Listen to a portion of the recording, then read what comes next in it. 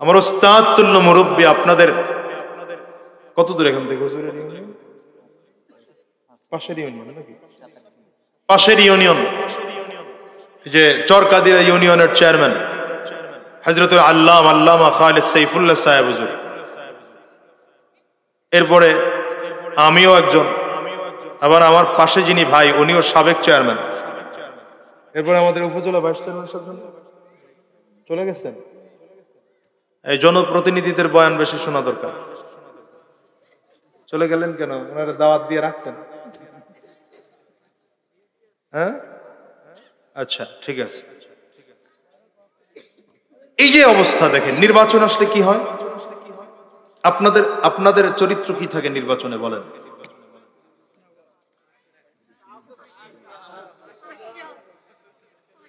দেখেন পরিস্থিতি কত মারাত্মক। কুমিল্লা এক অঞ্চলে গেলাম, নাম বলবো না কোন অঞ্চল। এই অঞ্চলের লোক বলতেছে, হুজুর আমাদের এলাকার মানুষ ভোটের রাত্রে ঘরের ভেতর থেকে পা বের করে ঘুমায়।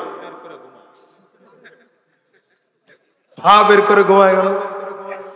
পা বের করে ঘুমানোর কারণ হলো, যদি কোনো মেম্বার চেয়ারম্যান প্রার্থী আসে, আমার ঘুম থেকে উঠাইতে না বললো, পায়ের ফাঁকে টাকার নোট দিয়ে যাবে। নির্বাচন আসলে আপনারা প্রার্থীদের ঠেকান যে ভোট যদি দিতে হয় তাহলে নোট লাগবে। নির্বাচনের পরে চেয়ারম্যান আপনারা ঠেকান, অসুবিধা কথা কি?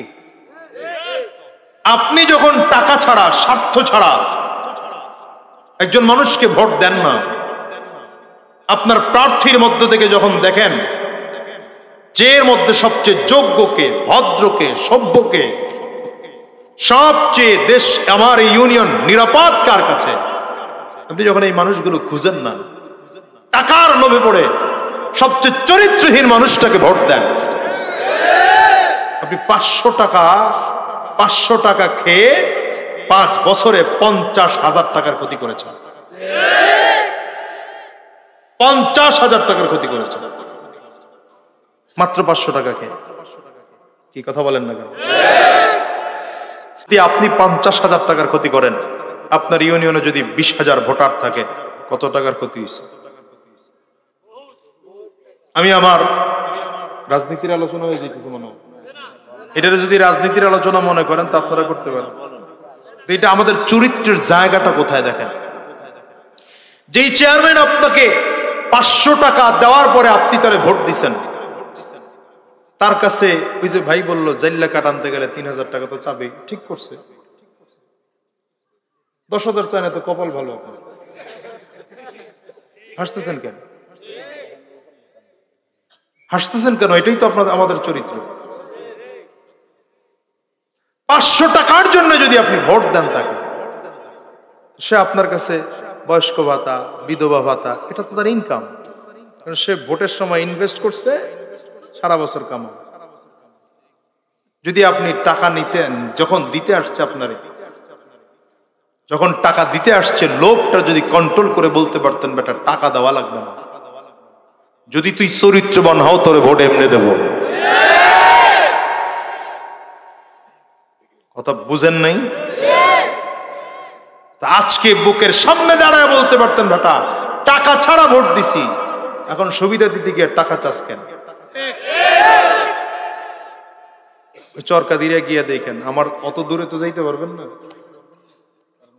আমার জাগুয়ায় তোর যাইতে পারবেন না, আমার চরমনাই তোর যাইতে পারবেন না। চরকাদিরা গিয়ে দেখেন, হুজুরের খরচও কম আর জনগণ ঠকেও কম। কথা বলেন না কেন? সমাজ পরিবর্তন করবেন কি দিয়া বলেন? কি দিয়ে সমাজ পরিবর্তন করবেন? চরিত্রহীন মানুষদেরকে দিয়ে। আপনি নিজে চরিত্রহীন হয়ে কশ্চিন কালেও না। এই জন্য আমি বলেছি, আমার দেশের নেতাগুলো যদি জনগণ ভালো হতো, নেতা অটোমেটিক ভালো হতো। আমাদের দেশের জনগণ ভালো না তো নেতাও ভালো না। কারণ যেই জনগণ যেমন, সে এলাকায় তেমন নেতা তৈরি করেন। যদি আমার দেশের জনগণ ভালো হতো, তো নেতাগুলো জুতার বাড়ির ঠেলায় এমনি ভালো হয়ে যেত। রাগ করেন না, রাগ করেন না। আহ, আল্লাহ হেফাজত করুন, আমিন কন, জোরে চিল্লা এখন। আমি তো মাঝে মাঝে উদাহরণ দেই, এটা আমার এলাকার মানুষকে বলি, আজকে প্রসঙ্গক্রমে বলছি, রাগ করতেছেন আপনার? আমাদের এলাকায় টোটাল 6 জন প্রার্থী ছিল চেয়ারম্যানের। এর মধ্যে এক প্রার্থীর নাকি 1 কোটি টাকা খরচ হয়েছে। আচ্ছা ধরে নেন 6 প্রার্থী যদি থাকে, মিনিমাম 50 করে যদি এক এক প্রার্থীর গড়ে খরচ হয়, তাহলে কত হয়েছে ভাই কোন? না 3 কোটি। 6 জন কত? 3 কোটি। অর্ধেক ধরেন 1.5 কোটি। 1.5 কোটি তো খরচ হয়েছে, না হয় নাই? কথা কয় না। এবার 12 জন মেম্বার প্রার্থী। প্রার্থী কতজন? মিনিমাম 2 জন 3 জন। মিনিমাম এক ওয়ার্ডে কত? 2 জন 3 জন। প্রতিজন যদি 10 লাখ করেও হয়, 12 দুগুণে 24, কত হয়েছে? 2.5 কোটি। 2 কোটি 20 লাখ, 40 লাখ। আর ওখানে কত? 1.5 কোটি। 2.5 কোটি আর 1.5 কোটি কত? 4 কোটি টাকা খরচ হলো একটা পাতানো নির্বাচনে। আপনি বলেন 4 কোটি টাকা একটা বছরে এলাকায় বাজেটও আসে না। কি মেম্বার সব কথা বল না কেন? চেয়ারম্যান সাহেব আসে, বাজেট আসে?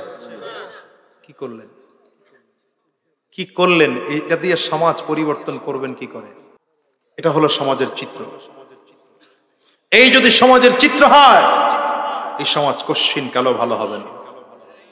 এই জন্য রাসূল আরবী সাল্লাল্লাহু আলাইহি ওয়াসাল্লামকে আল্লাহ তাআলা জগৎবাসীর জন্য শিক্ষক বানিয়ে পাঠিয়েছেন, জগৎবাসীকে উত্তম চরিত্র শিখানোর জন্য পাঠিয়েছেন। কেন? আমার নবী ছিলেন সব থেকে শ্রেষ্ঠ চরিত্রওয়ালা। কি কথা বলে না? আমার নবীর চরিত্রের সাথে কারো তুলনা হয়? কারো তুলনা হয়? বলেন কারো তুলনা হয়? আমার নবীর আখলাক চরিত্র কেমন? আল্লাহ তাআলা নিজে বলেন, ওয়া ইন্নাকা লাআলা খুলুকিন আযীম।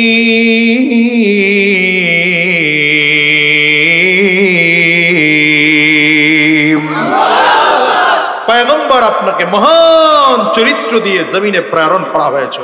আপনি মহান চরিত্রের অধিকারী, মহান চরিত্রওয়ালা মানুষ। জমিনে আসছেন, আবু বকর চরিত্রবান হয়ে গেছে, ওমর চরিত্রবান হয়ে গেছে, আলী চরিত্রবান হয়ে গেছে, ওসমান চরিত্রবান হয়ে গেছে।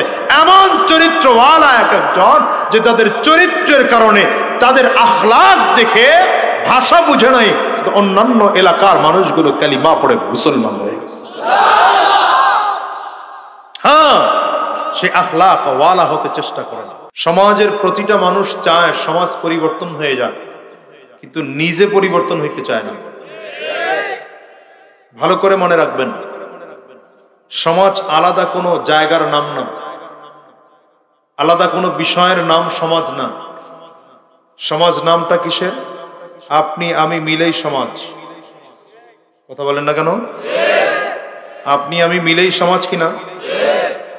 যদি আপনি আপনার জায়গার থেকে চিন্তা করেন আমি ভালো হয়ে যাব, আমি আমার জায়গার থেকে চিন্তা করি ভালো হয়ে যাব, তো দেখবেন সমাজের গোটা মানুষগুলো ভালো হয়ে গেছে।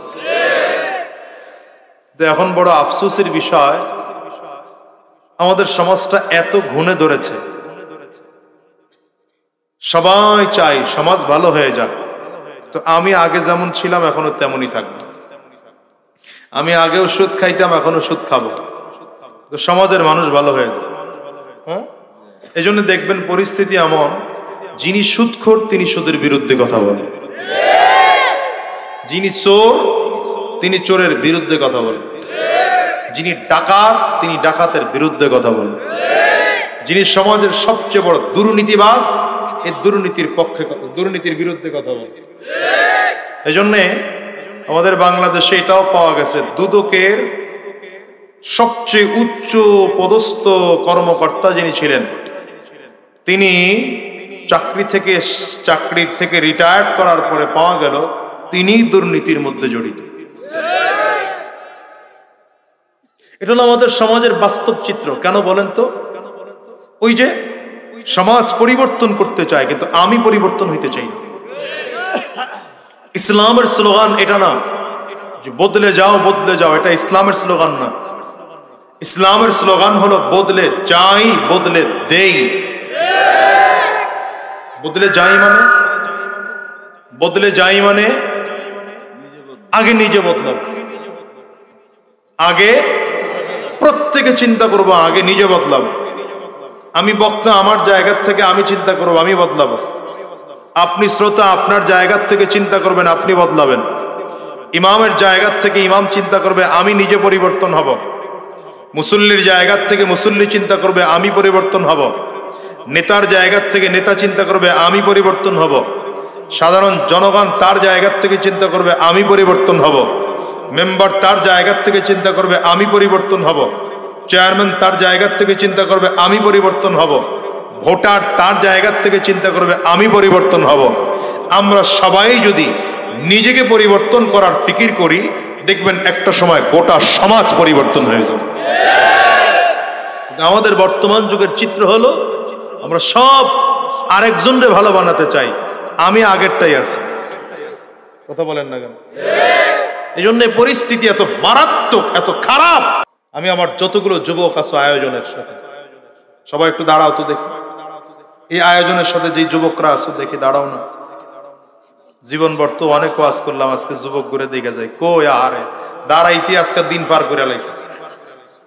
এই যুবকরা দাঁড়াও, সব ফেরো, ওইদিকে ফেরো, পাবলিক দেখুক। হ্যাঁ, তারা ওইদিকে ফেরো।